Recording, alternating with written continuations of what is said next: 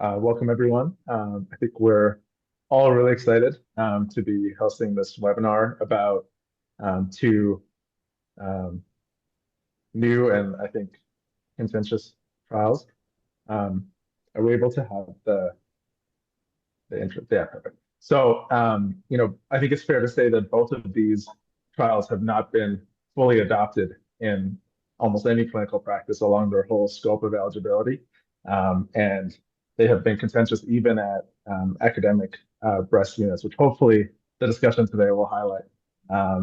But I think I really feel for, people in the community who we know are most of the people doing breast cancer surgery in Canada who have to grapple with what to do with this. Um, Perhaps not necessarily with all the multidisciplinary input that we might have at academic centers. So we have, I think, an amazing panel today that will have a great discussion. We're going to start with Dr. Wong, who's going to describe the trials. Then we're going to have Dr. Sarah Knowles talk about the methodological features, and then finally Dr. Warburton to talk about, the issues with potentially implementing this in actual practice.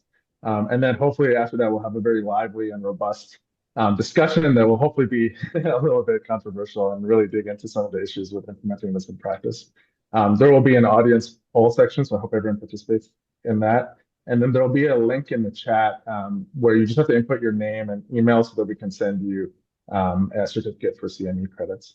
So with that, I'll pass it over to Dr. Laws to introduce our first speaker.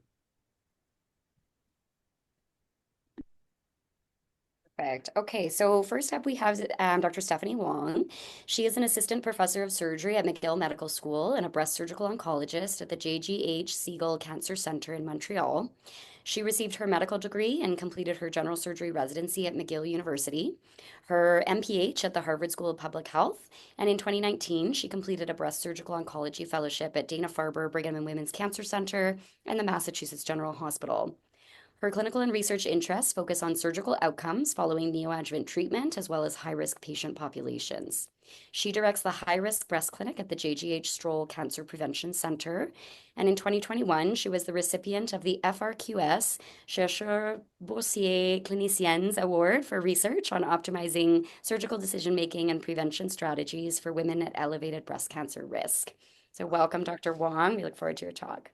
Thank you so much, Ali. It's definitely a pleasure to be here and to talk about these two really exciting trials that have come out over the last 2 years. So we'll be talking about the SOUND and INSEMA trials today. Next slide. And these are my disclosures, none of which are relevant to this talk. So I think it's safe to say that we've seen this really tremendous evolution in axillary surgery, particularly in axillary de-escalation trials since the 1970s with the NSABP, B4, and King's Cambridge trials. Next slide. Since that time, what we've seen is this real de-escalation, as I mentioned, from the 1970s to the 1990s, where there were trials like the CALGB 9343 trial, which informed the Choosing Wisely guidelines of 2016, that evaluated the omission of axillary lymph node dissection in low-risk patients, particularly those older than 70 years with early-stage ER-positive breast cancer. Moving to the 1990s and 2000s, we then saw the introduction of sentinel lymph node biopsy for clinically node-negative women and the introduction of sentinel lymph node biopsy alone for women who had a negative sentinel lymph node. And then in the mid-2000s and 2010s, we saw the introduction of sentinel lymph node biopsy alone for patients with micrometastases or for patients with limited micro and macrometastases or macrometastases alone, with trials that we were all very aware of, including the ACOSOG Z11 or AMAROS trials, and more recently the CENOMAC trial for patients with macrometastases. So now moving forward into the 2020s, we have 4 ongoing clinical trials that are evaluating omission of sentinel lymph node biopsy specifically for clinically node-negative women with a negative axillary ultrasound, the SOUND, INSEMA, Dutch BOOG 2013-08, and Nautilus trials. Next slide. So here's just a quick summary of the 4 ongoing clinical trials, 2 of which have reported out and we're discussing today. The SOUND trial is from Italy, INSEMA from Germany. The Netherlands have the BOOG 2013-08, and the Korean trial is called the Nautilus trial. These trials have all been ongoing essentially over the last 10 to 15 years and have sample sizes that range from 1,500 to 5,000 patients. Nearly all of these 4 trials are including patients with clinical T1 and most with clinical T2 and 0 breast cancer with a negative axillary ultrasound who are planned for breast conservation. And most of these trials are randomizing patients 1-to-1 towards sentinel lymph node biopsy versus omission of surgical axillary staging. So we're going to discuss these first 2 trials today, the SOUND and INSEMA trial, both of which have median follow-up now of around 6 years. Next slide. So the first trial that was actually put together and also published was the SOUND trial that came out of Italy. It was started in 2012 and subsequently published in 2023 after being presented by Oreste Gentilini at the San Gallen Consensus Conference. So this trial essentially enrolled 1,400 women with unifocal clinical T1 and 0 breast cancer who were undergoing breast conservation and had planned postoperative radiotherapy. All patients had to have a negative axillary ultrasound, and if they saw a single doubtful lymph node, they had to have essentially a core needle biopsy or a fine needle aspirate that was negative.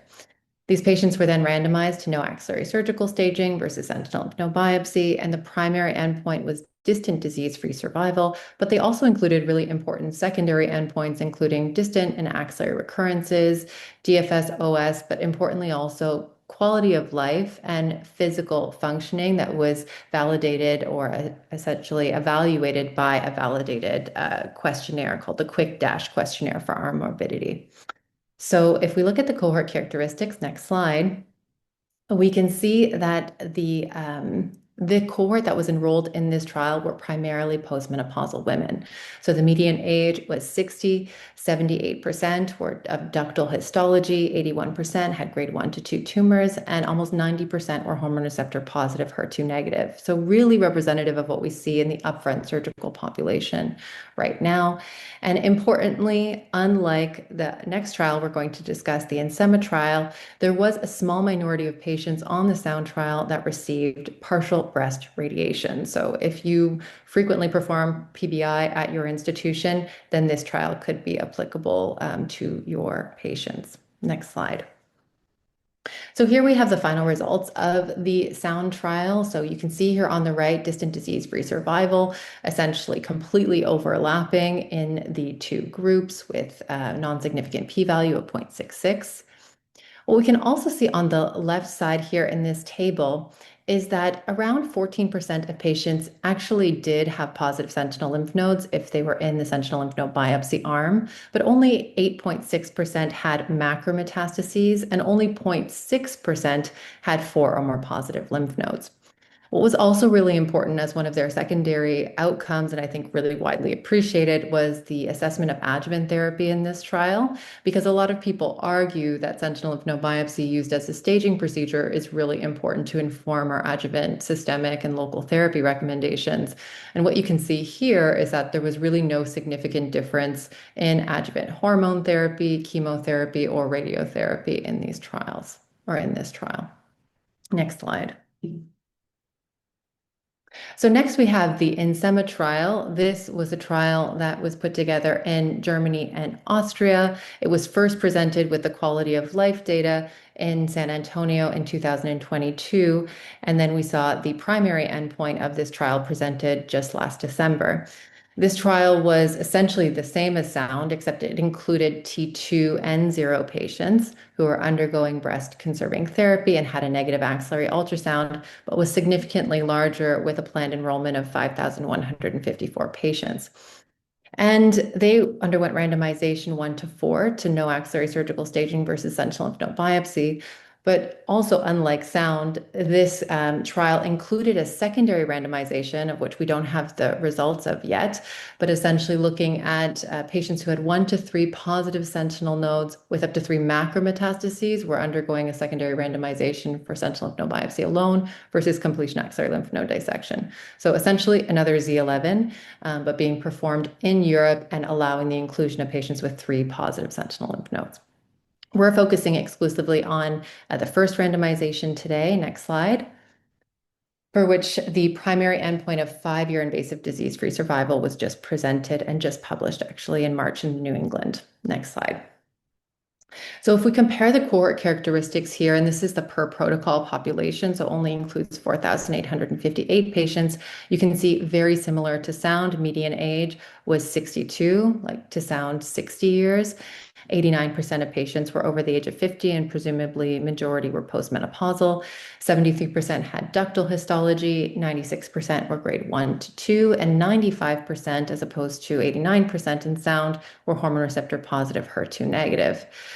Unlike sound, as I mentioned before, they also included just under 10% of patients who were T2, although overwhelmingly this trial is generalizable to the T1 population. Next slide. So here we have the results of the INSEMA trial. On the left, we see 5-year invasive disease-free survival. Again, exactly the same between the two groups, if not slightly better, in patients with no axillary surgery.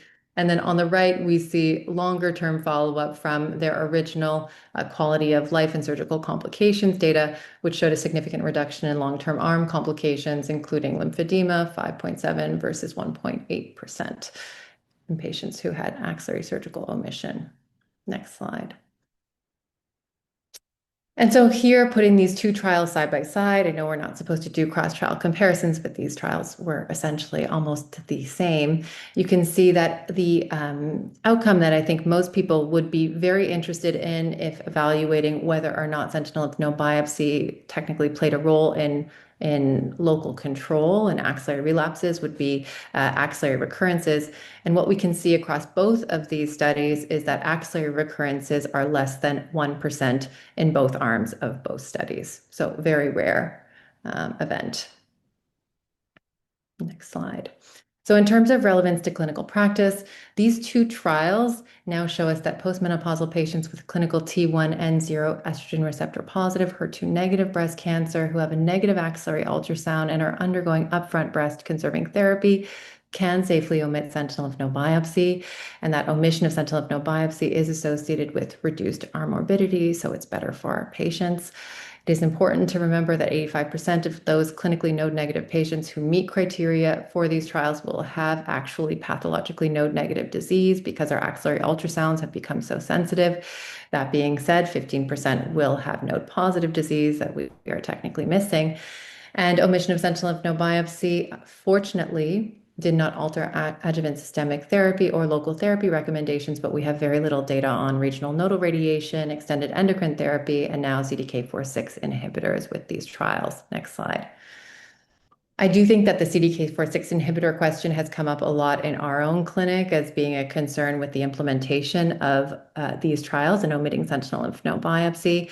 And as mentioned before, we have 10% of patients in these trials who would have had macrometastatic lymph nodes, so would have been under stage as stage 1A or B, but would have actually been stage 2A had we performed the sentinel lymph node biopsy.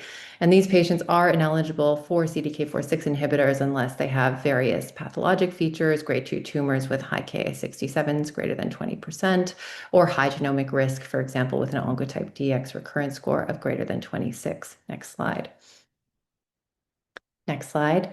That being said, I think the overall majority of those underaged patients or understage patients, excuse me, who are postmenopausal and are outside of the criteria that I just previously listed are really unlikely to benefit from CDK4/6 inhibitors. This is the forest plot from the NATALEE trial that was published just last year in New England and essentially showed that for patients who fall outside of high grade high Ki-67 tumors who don't require chemotherapy, the benefit of CDK4/6 inhibitors is not really significant in the subgroup analysis. So that's how we're incorporating these these new trials into our clinical practice.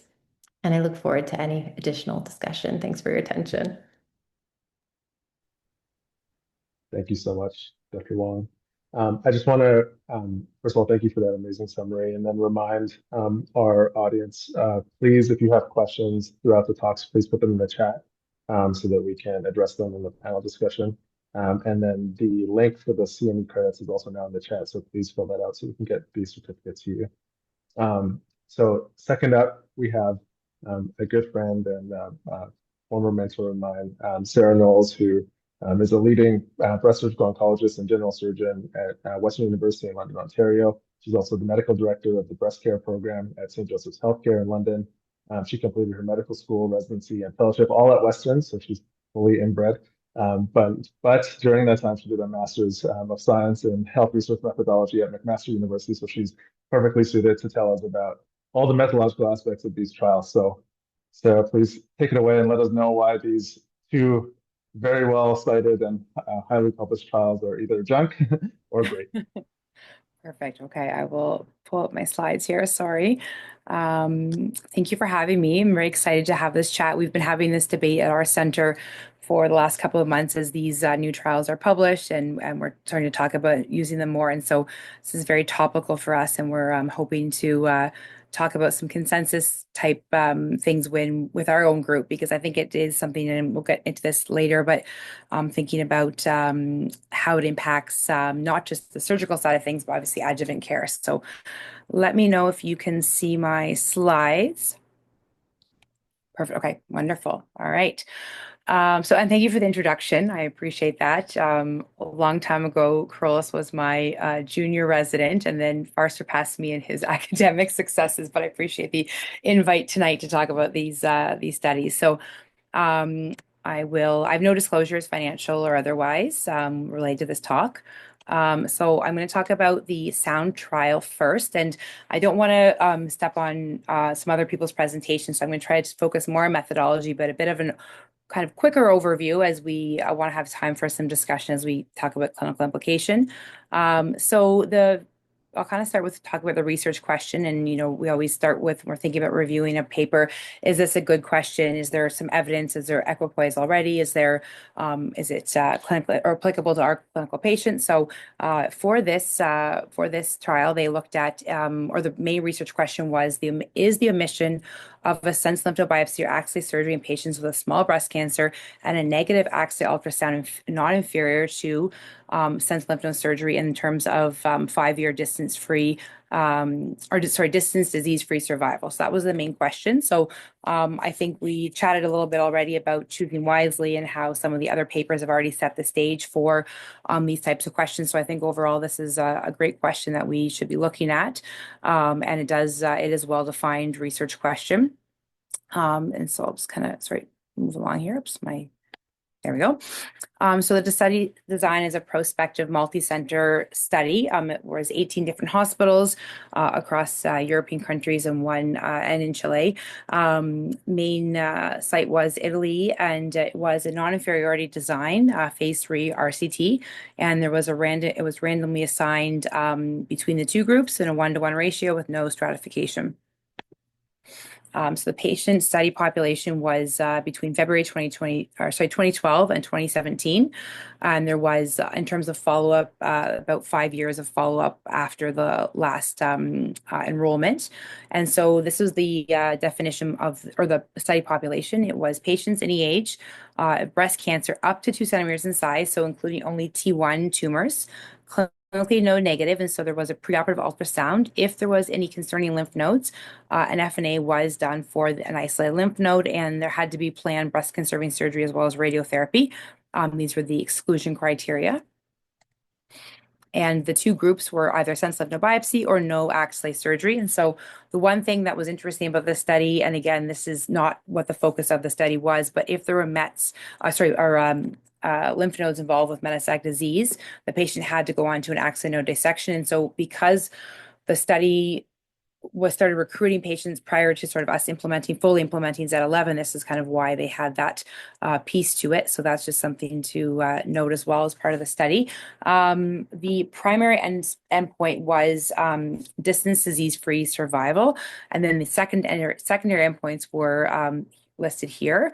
And so I think one comment on some of these things is that with only 5 years of follow-up data and with the tumor features such that they are, oftentimes we're not seeing recurrence for some of these low risk, early stage, favorable tumors until much later on. Like sometimes you see these as a sort of a delayed presentation of disease-free, or sorry, distant recurrence. So I think it is not a bad endpoint, but I will comment on the fact that probably further follow-up is needed to actually have some of these endpoints be clinically relevant, because the rates of some of these endpoints, the incidence of some of these endpoints will be quite low in this patient population anyway. So just something to kind of comment on as we're thinking about endpoints. But I think this is a common endpoint we see in, I'll go back to this, in a lot of oncologic studies. So I think it is an appropriate endpoint to look at.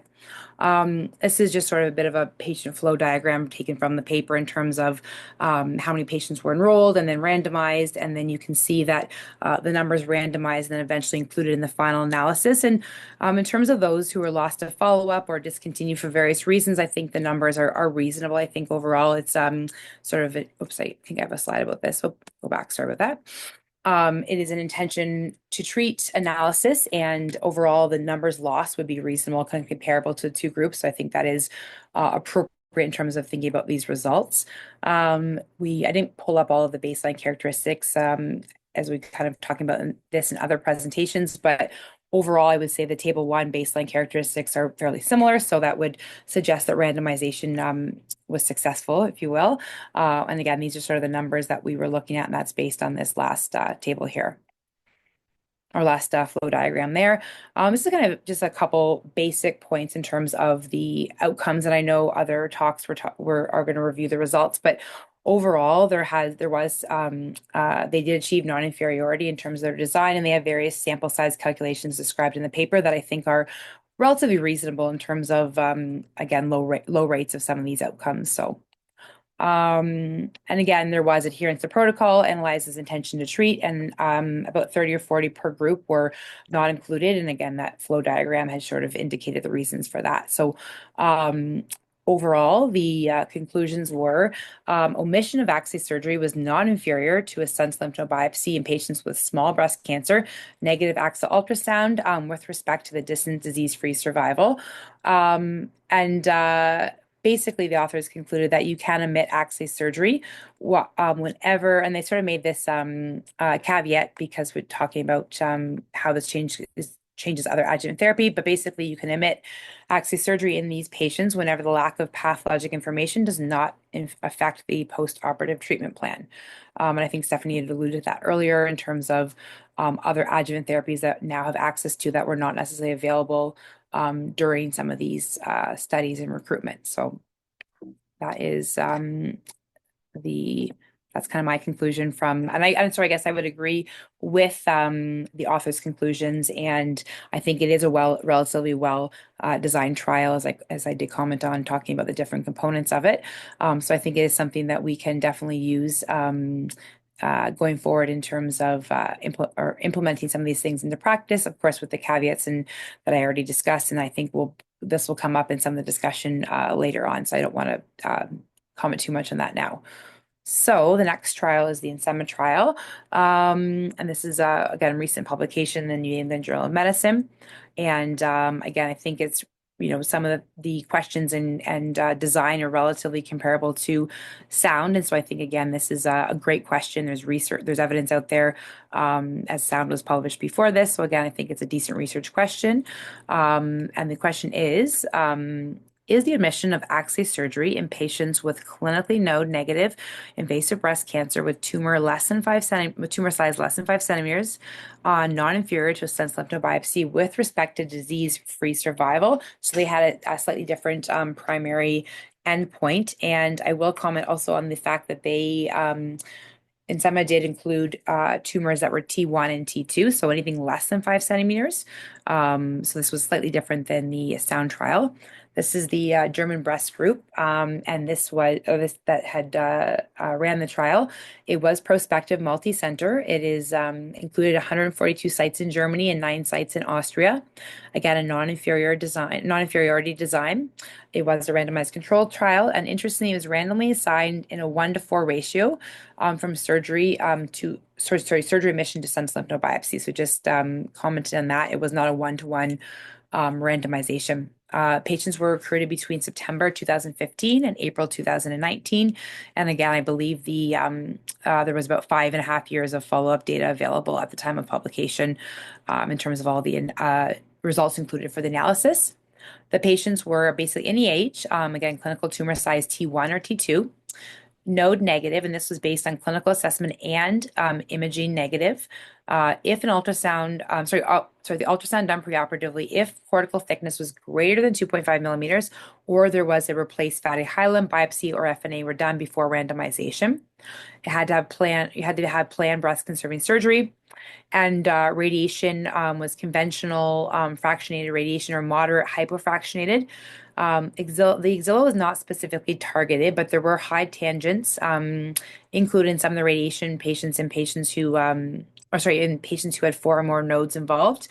A boost was generally recommended, but could be omitted if there were low-risk features, and partial breast radiation was not allowed in this trial.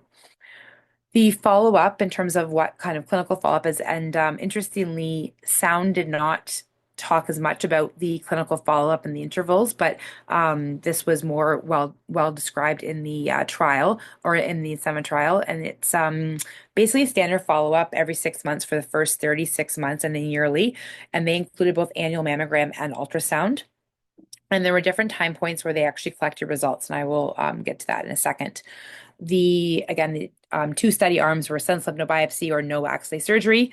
And then I think Stephanie alluded to this, but there was subsequent randomization in patients with 1 to 3 macromets, and then a 1-to-1 ratio to undergo either no further surgery or completion axillary node dissection. And then again, sorry, this is a busy slide, but I do want to comment on their primary endpoint. So it was invasive disease-free survival, and this was pre-specified as the period of time between randomization and first primary outcome event. And they did look at both recurrence of local axillary or distant disease, death from any cause, occurrence of a contralateral breast cancer, occurrence of a second cancer other than breast. And so all of those things were included as event with a time within that time specified within that specified time. Secondary endpoints were cumulative incidence of distant recurrence, cumulative incidence of axillary recurrence, disease-free survival, overall survival, and then adjuvant treatment recommendations.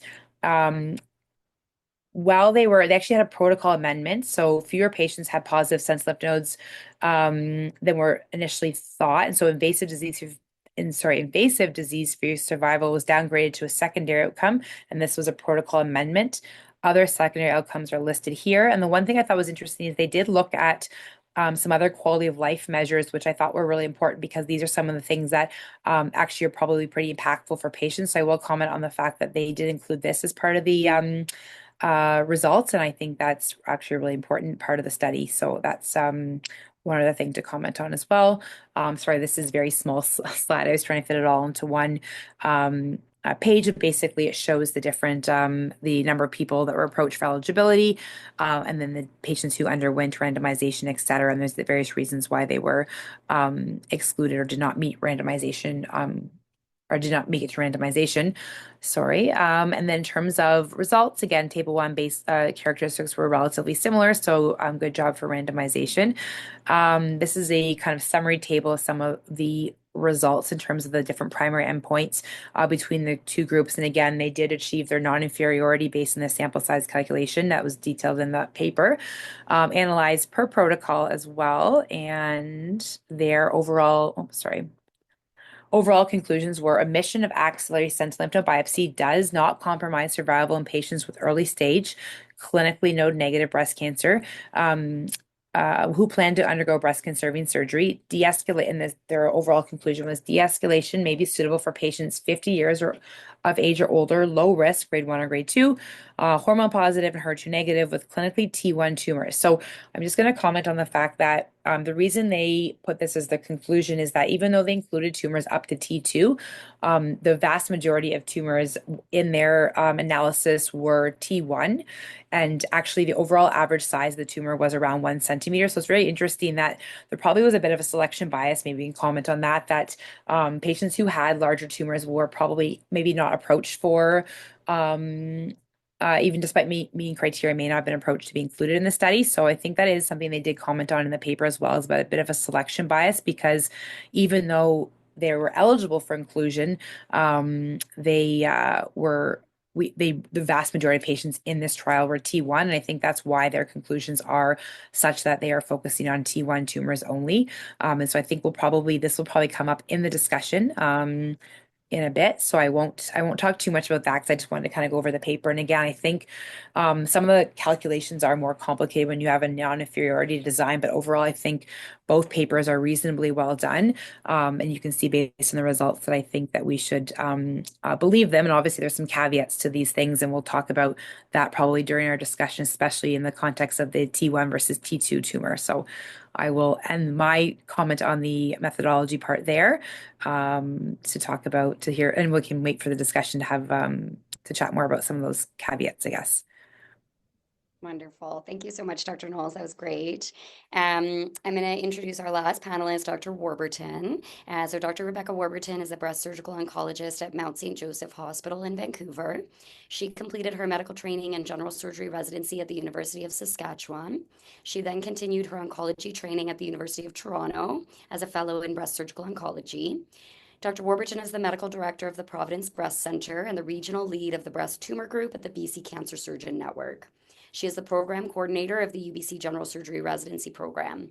She collaborates locally and nationally in breast surgical oncology research with focus on system improvements of breast cancer care. Welcome, Dr. Warburton. Great. Well, thank you for including me in that introduction. I think we'll just get right into my first slide if we could. So we've been kind of on a 10-year mission to avoid axillary overtreatment at our hospital. And then we kind of made our big switch, 8-10 years ago. And then we've kind of sat on our heels a little bit, quite content where we are. And this review has definitely spurred on maybe we need to look to the future and make some future changes. So I'll give you a little bit on how we made the changes, what the changes were, and the impacts they had in managing what might need to come in the future. So in 2015, we realized we were doing a lot of node dissections because of axillary ultrasound. We kind of did a retrospective review and realized 65% of our node dissections could be avoided if we avoided axillary ultrasound. So we did. We stopped using routine axillary ultrasound and only order it if we were considering neoadjuvant chemotherapy, if they presented as locally advanced breast cancer, or if they had palpable adenopathy. We studied it. It made sense. We reduced the number of node dissections done up front.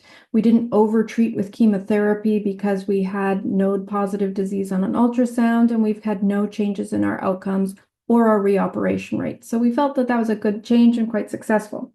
2016, as mentioned in the first talk, the Society of Surgical Oncology, in choosing wisely, recommended to omit routine sentinel lymph node biopsies in women 70 years and older with low-risk breast cancer.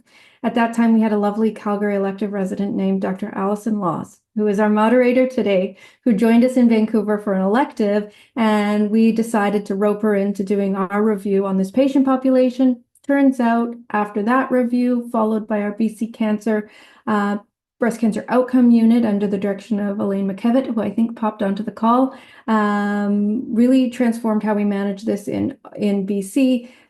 So we agreed to avoid routine use of sentinel lymph node biopsy in this patient population.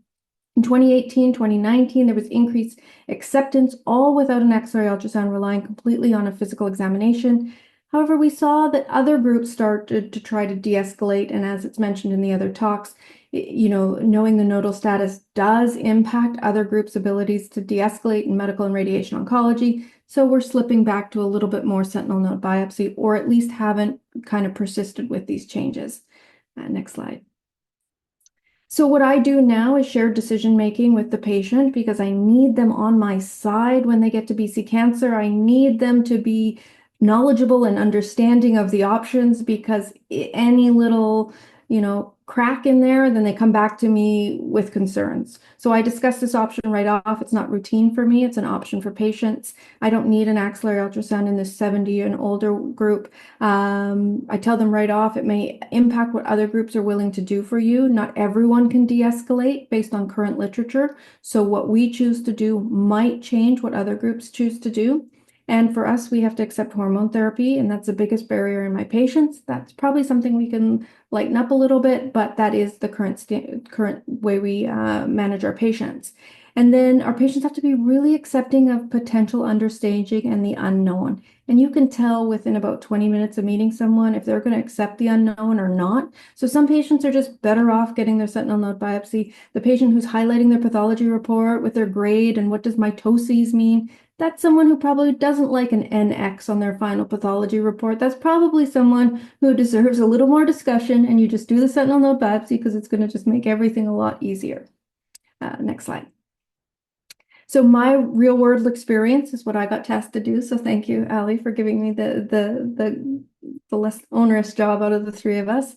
Most patients prefer surgery than any other treatment of breast cancer. They would rather have surgery than adjuvant systemic therapy or adjuvant radiotherapy. We know that's true in the breast world, and now it's true in the axilla. Most will overtreat surgically, even for the potential of avoiding an adjuvant therapy. So in my patient population, over the last 10 years, 1/3 leave my lymph nodes alone, very clear from the beginning. They're important to my immunity. I don't want a swollen arm. Surgery is bad. Great, I avoid it in this 70 and older age range. 1/3 must know everything, and I just offer them a sentinel lymph node biopsy because it's just going to be easier, and they will use that information to help them make the value decision on whether systemic therapy is worth it for them. Even though it's hormone therapy, they will use that to help them decide, and also how much radiation they're willing to have. And then we've got that lovely 1/3, whatever you think is best, doctor. And that's the group that we can guide a little bit in how best to manage this. But in my patient population, that's a pretty characteristic split of what my patients choose to do. Next slide. So from our change now almost 10 years ago, some of the inputs barriers that have come and gone throughout the years, as we talked about oncotype test, it's a historic thing. Right now, it used to be only funded in pathologically node negatives. That did drive a little bit of sentinel node biopsy, but that's not usually a problem now in most provinces. Hormone therapy, we had a de-escalation trial for 2 years of hormone therapy, so a lot of patients want their sentinel lymph node biopsy information, and the medical oncologist did to try and enroll them in that. Systemic therapy, there's funding issues if you have that NX on your pathology. So our medical oncologists are always, seem to be balancing a lot of 3 steps later, I want an option 4, and I need the lymph nodes so that in 3 recurrences I can, so okay, we do a lot of that for them to be best prepared for everything they need to do. But the biggest barrier is radiation, right? When we talk about will the pathologic nodal status change what they do, every time in any discussion, there are med-oncs no, it doesn't matter. Rad-oncs like, yes, we will change what we do based on the nodal status. The next question is, does that change impact the patient's outcomes? And I think in this 70 and older age range, we've got a lot of buy-in that they're okay. But if we start talking about reducing this age range, I think they're going to be a little bit more contentious of a decision on who we offer and who we don't.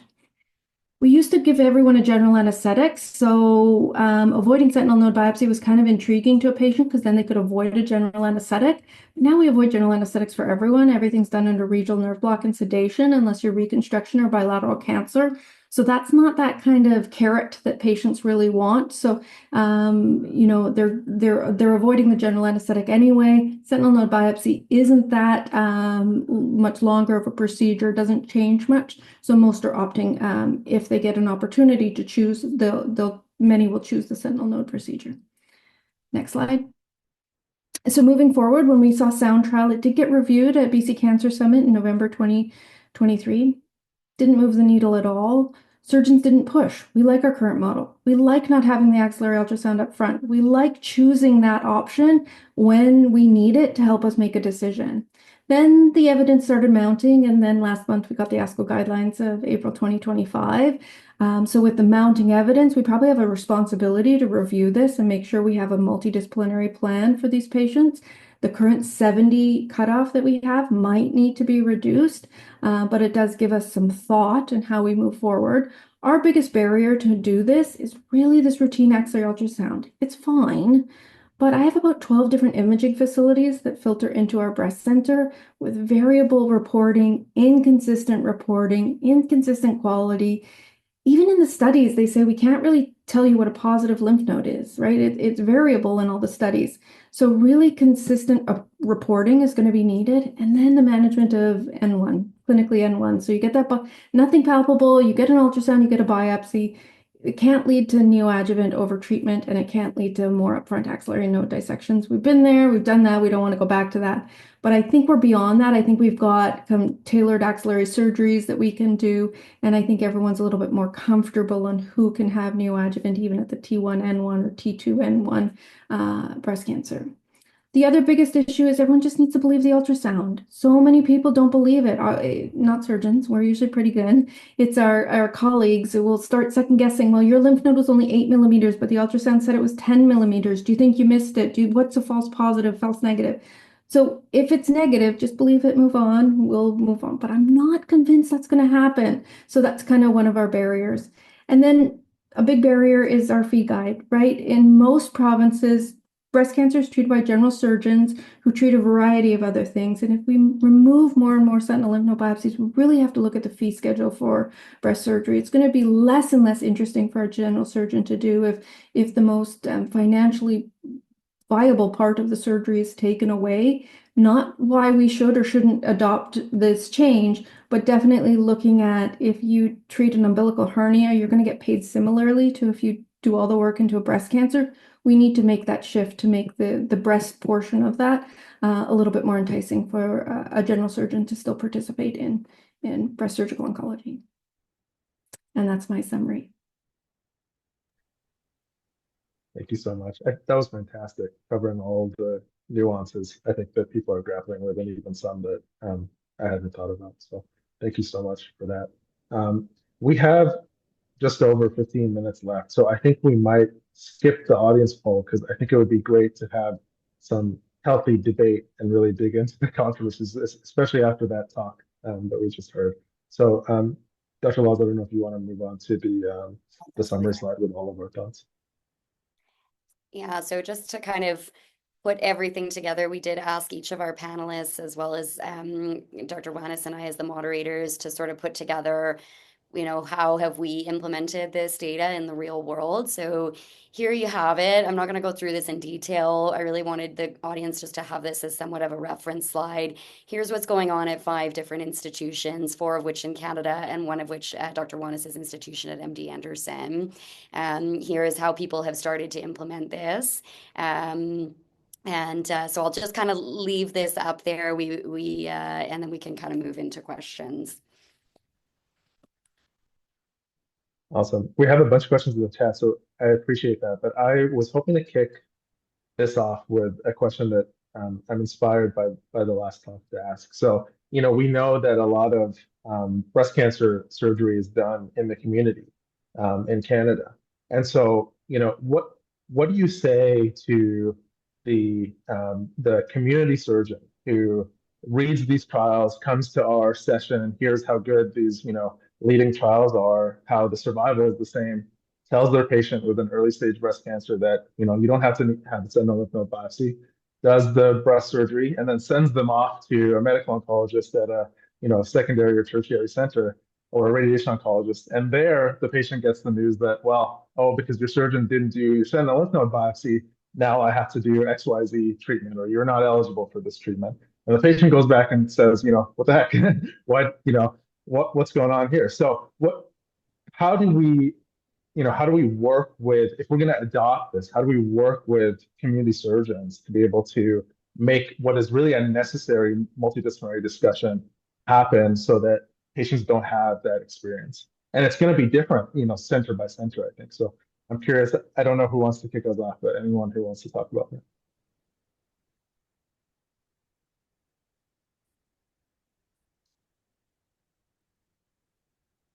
Yeah, I'm happy to give my thoughts. I think that that's the biggest issue, right? And there's nothing worse than treating, a good volume of breast cancer, but everyone coming back told you did the wrong thing.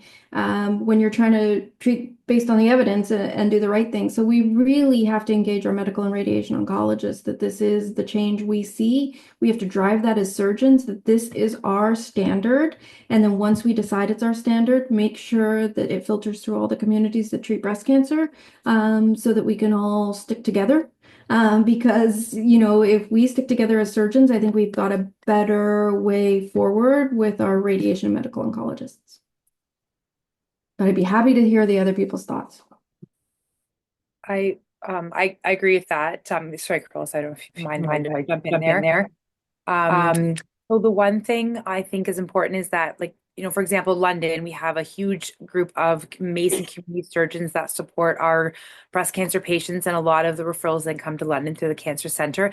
And we do have fairly regular MDT discussions. And I think one thing we've talked about is actually just having more regular meetings with the community surgeons, with the medical oncologist, the community medical oncologist, just so that we could all be on the same page with how we manage it within our region. Obviously, that's not a solution for everybody, but I think if we have that ability to have that group discussion for everyone who's getting care in Southwestern Ontario, for example. And I think it is really important to take into account both of the community surgeons, the academic surgeons, and also sort of how this will impact the medical oncology and radiation oncology team in terms of what they can offer patients. And so if we're all on the same page from the beginning, it saves a lot of back and forth and undermining each other's credibility to the patient, I guess, if that makes sense. Yeah, I would agree with both of your statements. I would say that this is a classic sort of knowledge translation, knowledge transfer issue. And even thinking back to choosing wisely guidelines, which I think were 2017, so 8 years ago now, and still having conversations with some people today where they haven't adopted those recommendations or guidelines.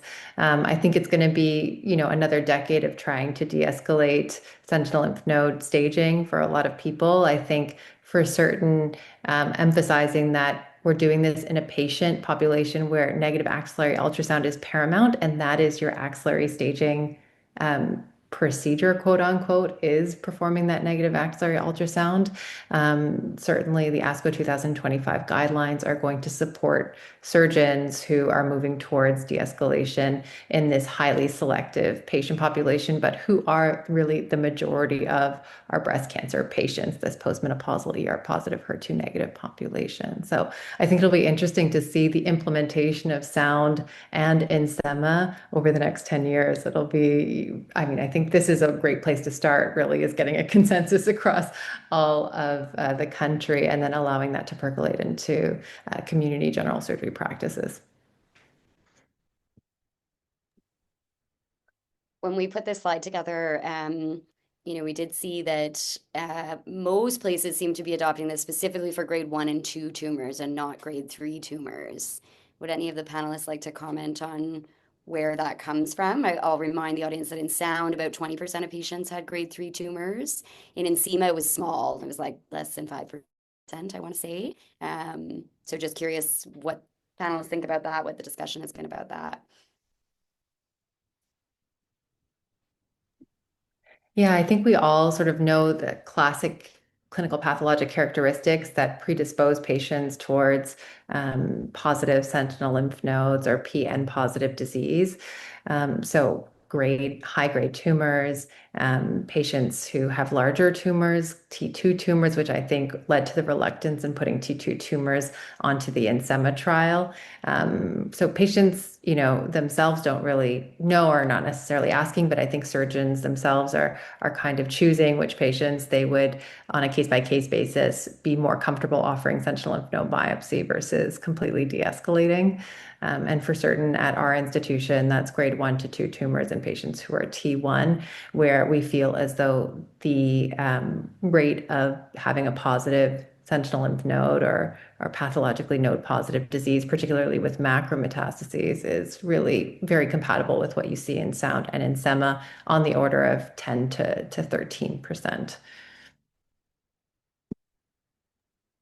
Just a comment, as we get older in age, our requirements of grade and biomarkers and everything reduce. So, we see now patients well into their 90s, still undergoing surgery. So I would say this is the average, but as you get older, our requirements are less.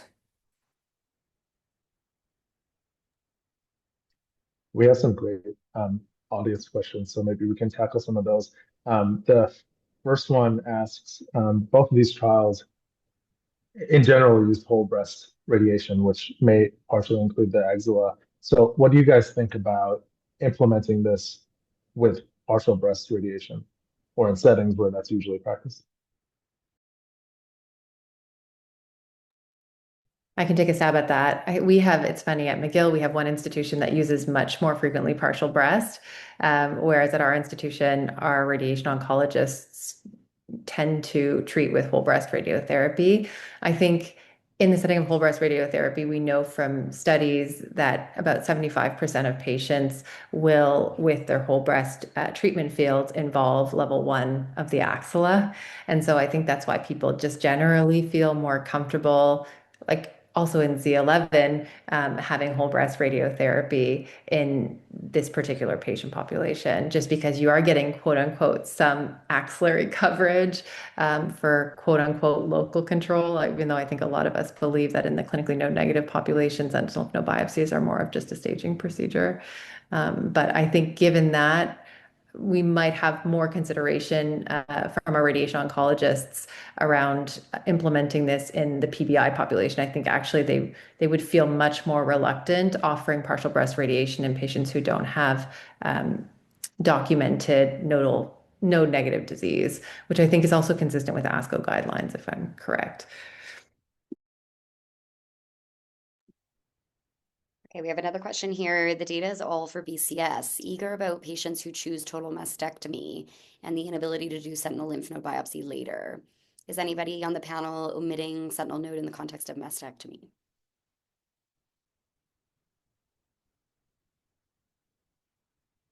I'm seeing head nods, looks like mostly no. Sorry. I haven't, yeah, I think part of it is if, you're already doing a mastectomy, which is a little bit more morbid than a lump, you're probably having a GA, at least we are. So you're not adding that much more morbidity. I think of adding the sentinel node, especially in the context of not being able to go back after, if you find you're upstaging the tumor size or grade or something like that. That's why I'm probably not doing it yet. Of course, if it's, certain situations, maybe the 90-year-old with a very, very small tumor, but then why are you doing a mastectomy for someone like that, for example? So I think oftentimes the patients who are getting mastectomies already have probably a more involved cancer, perhaps. So I think that's part of my decision making as well. Yeah, I agree.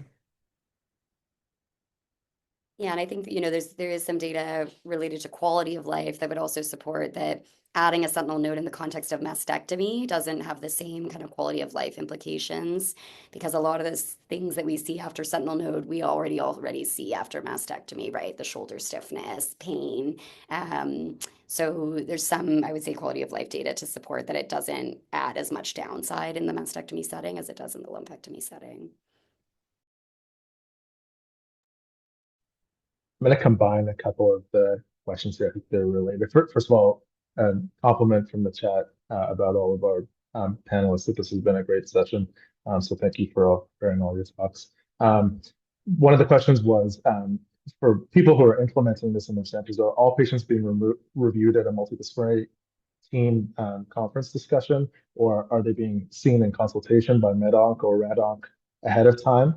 And combining that with a similar question to what we talked about with partial breast, one of the participants is concerned about simultaneous de-escalation of radiation in patients who omit sentinel lymph node biopsy. So how is that discussion or consultation happening at your centers ahead of time?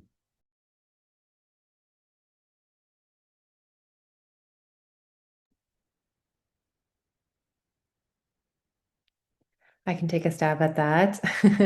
We actually I would say, I'm not going to say we're bad, but we don't have, I think, perhaps enough multidisciplinary discussion up front with the patient. I think the surgeons tend to meet the patients initially, and then we'll discuss the patients at multidisciplinary tumor board only after we have a surgical plan and surgical pathology back. So oftentimes it's really surgeons that are driving a lot of the decision making and kind of deciding on behalf of our colleagues um, if they really need that information or not by deciding to de-escalate to sentinel lymph node biopsy. If, the patient was previously thought to be, sentinel lymph node biopsy alone, if the patient was previously thought potentially to need or be evaluated for additional axillary lymph node dissection or sentinel lymph node biopsy emission if the patient was initially a sentinel lymph node biopsy candidate. So I would say we're not having those multidisciplinary discussions at our institution up front, nor are we sending patients to radiation oncology or med onc at the time of diagnosis when we're seeing them in consultation. I would love to know if any other panelists are doing that, though.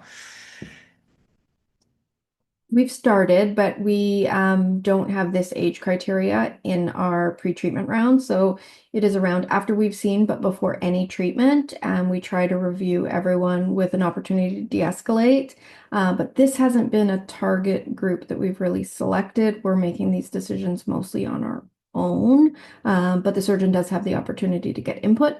Our pre-treatment rounds are at 7 a.m. on a Friday morning, so we often get the medical oncologist. We may or may not get the radiation oncologist, but we feel like we've checked the multidisciplinary box that they've had the review, and then hopefully the rad onc realizes that their opportunity to have some input was at 7 a.m. on a Friday, and we kind of keep moving things along.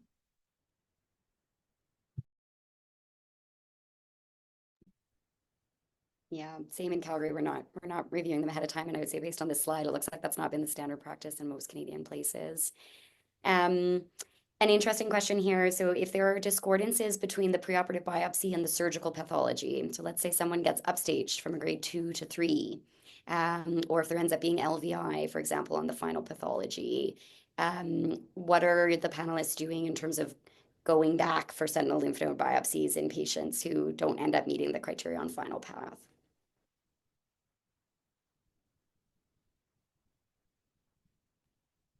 As we're at a little higher age range than the others, we don't go back. But I'd be interested, the ones starting at 60, what you do there. After 70, we just accept what we've got. Yes, I mean, I think it would be a question of what are you really adding and how much is it going to change your systemic and local therapies. I think it would be a case-by-case discussion, but we would certainly order oncotypes in those patients. For LVI, I think it would be a little bit of discussion with specific review of the axillary ultrasound report and even maybe consideration of PET CT, which we do a lot of here in Quebec, as opposed to offering that patient an additional surgery with an additional GA. But it would be sort of discussed on a case-by-case basis. One of the themes in the talks was the importance of the pathology information on the biopsy. And one of the questions in the chat relates to standardizing that. So one of the participants had a concern that they don't routinely get Ki-67s on their pathology specimens, and is that impacting their ability to make decisions about the risk, the adjuvant decision making for the patient, and whether they just need to do a sentinel lymph node biopsy because of that. So what do you guys think about standardization of reporting in that sense to help make those decisions?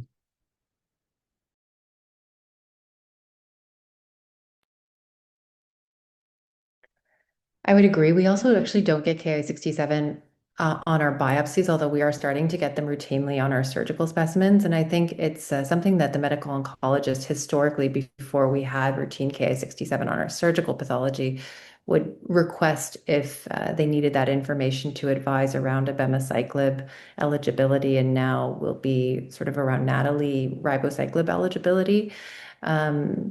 But for us, we've never really used that to triage a patient towards sentinel lymph node biopsy omission versus offering sentinel lymph node biopsy staging. We do look at all of the other criteria that's available in our biopsies, though. So LVI and grade and tumor size, obviously, is available. And also histology, actually, which might be another question. Yeah, so I was going to do a couple last rapid fire questions. That was going to be one of them. So I'll maybe just ask each person on the panel, are you omitting sentinel nodes for a lobular cancer?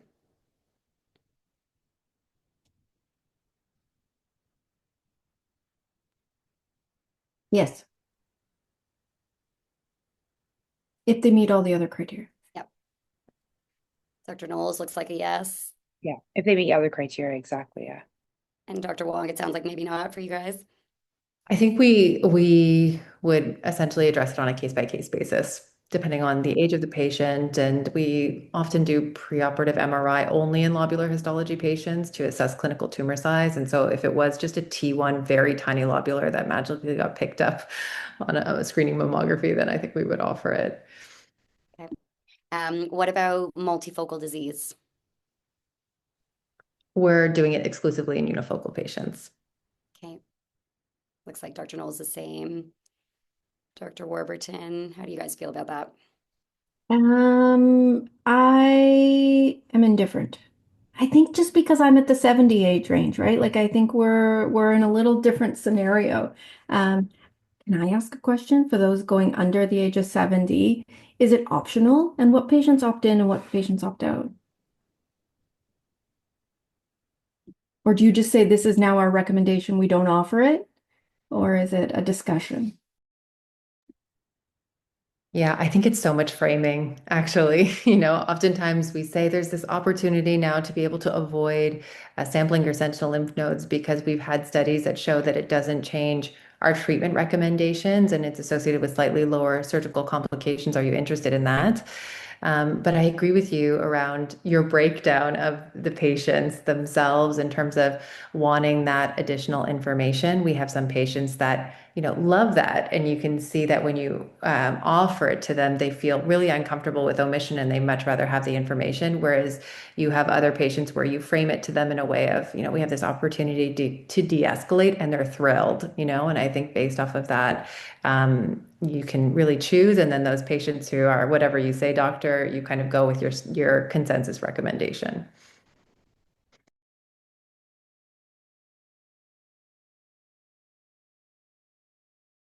Okay, maybe just one last question here from the audience. Is ER positivity strength a consideration?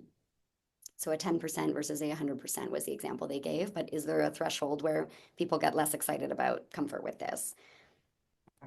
I think I would say that, strongly positive, whether that's, greater than 70, 81, 90, 91 to 100. I think anything that's low positive, I think that's a different biology. And I think we have to treat it more like that's ER low positive or weakly positive. That's almost they more behave like a triple negative breast cancer, in my opinion. And they often are treated like that with medical oncology. So I think that would be a different discussion for sure.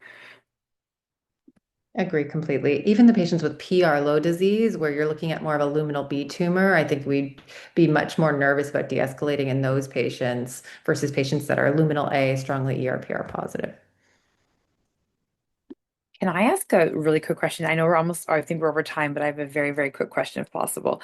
It's always a debate for us about the multi-gene assay, mammoprint, oncotype, et cetera. And so we are not using it as much as we probably could, but that's because I think it's been interpreted among some of our group that it needs to be surgical pathology for like the mammoprint 1 to 2, 3 nodes, et cetera. So I feel like sometimes it's a missed opportunity. And some of the medical oncology team is a bit hesitant to order it without actual surgical staging of the axilla. So where I think it's such a great tool for lots of things. So I didn't know if people are using it without actually doing formal axillary staging surgically or whether they're extrapolating that, because I know in Canada it's obviously different and every I think CCO cancer criteria is probably different than other provinces as well. So how are you guys managing those multi-gene assays without surgical staging of the axilla?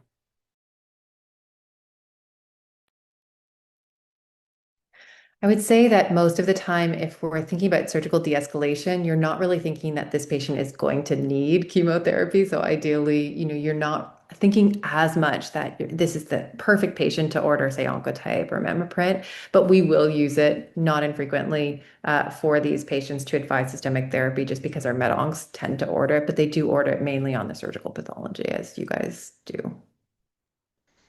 Yeah, it used to be prohibitive if you didn't have nodal status, surgical nodal status. You it wasn't funded. Patient had to private pay for it. That's gone now, so they can get it. They can get it on the core biopsy even, but it takes the med oncs a little bit more maneuvering to get it.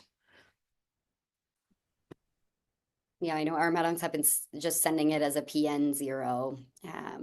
That's how they've got around it. But again, yeah, it's primarily the under 70s where we would maybe think about an oncotype. I would say for the 70 plus, we're more comfortable just not sort of going there. All right, well, it is 6:05, so just mindful of everybody's time. Thank you to all of our panelists for your talks and for your preparation and for your question answering. Dr. Wanis, is there anything else we want to add? I guess just again, that link for your CME credits is in the chat. So do just click that link and confirm your attendance for the CME credit. The webinar will be posted on the website, and we will also have some assessment questions that can be done associated with the webinar for Section 3 credits. So you can watch out for that on our website. Dr. Wanis, I don't know if there's anything else you want to add before we sign off. No, just thank you so much to our panelists for a great discussion, and thank you for all the participants for attending and taking time out of your evening. So we hope you enjoyed it and it was helpful for your practice, even if it's not definitive yet. I think what we're going to do with all this. Yeah. Great. Thank you, everyone.